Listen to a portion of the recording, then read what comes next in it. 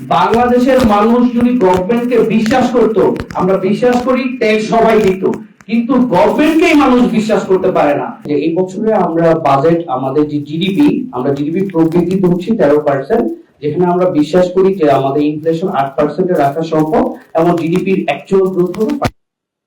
আমাদের বাজেটকে আমরা, যেটা আতিক মুজাহিদ ভাই বললেন, যে আমরা প্রায় 62,000 কোটি টাকা বৃদ্ধি দেখাচ্ছি, যে বছর 62,000 কোটি টাকা এক্সপেন্ডিচার করবে। কোথায় কোথায় করবে আমরা যদি একটু আপনাদেরকে বলে রাখি। আপনারা জানেন যে এই বছর হচ্ছে, যেটা হাসনাত আব্দুল্লাহ শুরু করেছিল, যে আমাদের আমরা তো একটা ইম্পোর্ট ড্রিভেন কান্ট্রি, আমাদের প্রচুর তেল গ্যাস এগুলো এখন আমদানি করে নিয়ে আসতে হয়, এবং এই জিনিসটা আমরা চাইলেও একদিনে ঠিক করতে পারবো না। কি কি করতে পারবো এটার জন্য আমাদের এডিশনাল কিছু বেনিফিট আমরা ডিক্লেয়ার করছি আমাদের বাজেটে, বাট শর্ট টার্মে সাপোর্ট দেওয়ার জন্য হলেও এবং ইনফ্লেশন কমানোর জন্য হলেও আমাদের কিছু ভর্তুকির দরকার হবে। At the same time government এমপ্লয়িদের স্যালারিও কিছুটা বাড়াতে হবে, প্লাস আমরা আরো কিছু সেক্টরে এডিশনাল ইনভেস্টমেন্ট করতে চাই।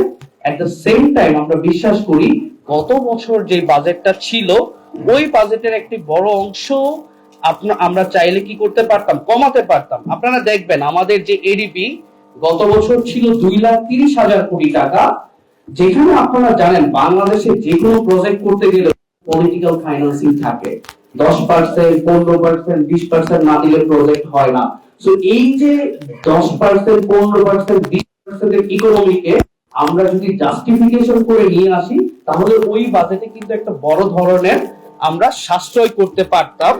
সো আমরা বলছি যে আমরা এডিপি বাড়াবো ডেফিনেটলি, কারণ আমাদের যে বাজেটটা, এই বাজেটটা হয়ে গিয়েছে হলো আপনার, দেখবেন যে অপারেটিং বাজেট আমাদের, আমরা পক্ষ থেকে আমরা কিভাবে ডেভেলপমেন্ট বাজেটের দিকে যেতে পারি বেশি বেশি, সেটার দিকে ফোকাস করতে চাই। কারণ দেখে থাকি ইকোনমিক অবস্থা খুবই সহ, মানুষের চাকরি সৃষ্টি হচ্ছে, কর্মসংস্থান সৃষ্টি হচ্ছে।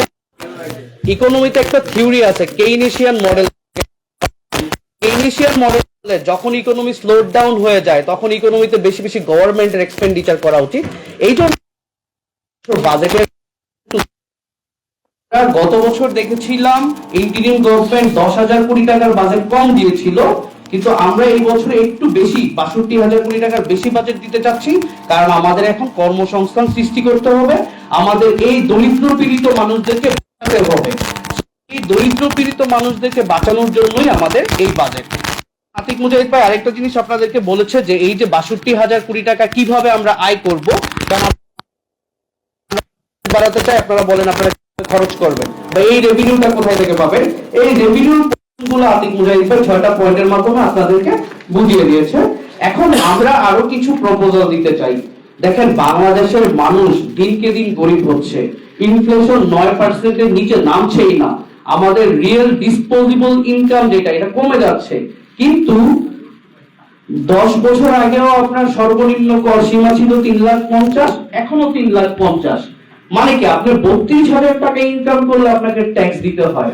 এনসিপি বিশ্বাস করে এটা একটা 32,000 টাকা ইনকামের মানুষ সে ঢাকা শহরে থাকার যোগ্যতাও রাখে না, সে ভাড়া দিয়ে থাকতে পারবে না। তো আমরা বলছি যে করমুক্ত আয়ের সীমা 4.5 লক্ষ টাকা করে দেওয়া উচিত, যাতে নিম্ন মধ্যবিত্ত মানুষদের উপর ট্যাক্স বার্ডেনটা কমে আসে। এইটা আমাদের একটা বড় প্রপোজাল, যাতে 4.5 লাখ টাকার নিচে করমুক্ত আয় রাখা হয়।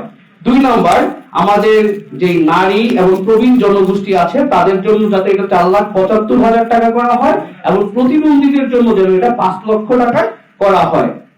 আমাদের বাজেটে দেখবেন অনেকে জাকাত দিয়ে থাকে, তো জাকাত দেওয়ার পরে তাকে আবার ট্যাক্স দিতে হয়। আপনি মালয়েশিয়া থেকে পৃথিবীর অন্য জায়গায় যদি দেখেন যে জাকাত দেয়, তাকে আবার এটার জন্য একটা ট্যাক্স এক্সেম্পশন পাওয়া যায়।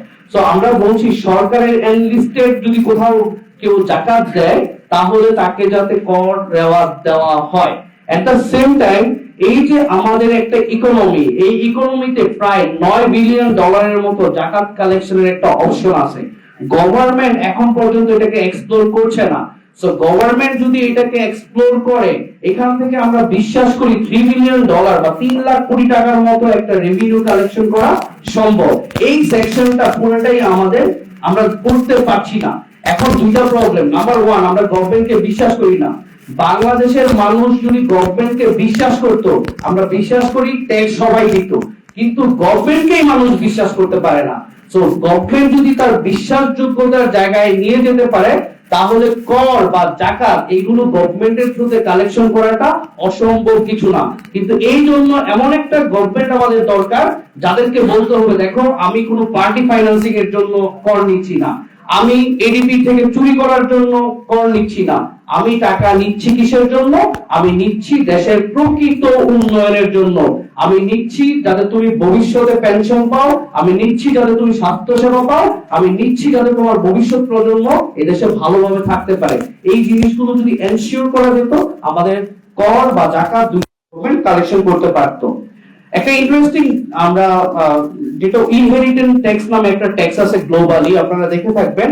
আমরা মনে করি যে এই যে ছোট